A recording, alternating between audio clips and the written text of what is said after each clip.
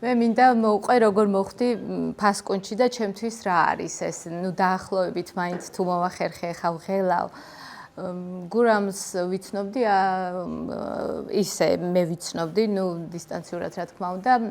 სატელევიზიო გადაცემებიდან და მე რაღაც პატარ-პატარა მოთხრობები მქონდა წაკითხული და მე სადღაც ხდებოდა ხოლმე სოციალურ ქსელებში ეს ფასკუნჩზე ეს რეკლამები და ცხოვრებისეულ რუტინაში ჩამხრჩვალს რა ვიცი ესე მე შურს თქვენი თუ ხართ ისეთები და ალბათ უმრავლესობა ხართ მაგრამ ჩემნაირებიც არსებობენ რომ რაღაც სხვა საქმე უნდათ გაეკეთებინათ და სხვა საქმით დაკავდნენ მაგრამ ამ ბოლოს მეც ამოვყვინთე აქედან და აი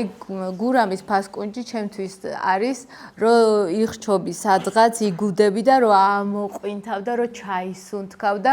რომ გაცოცხლდები და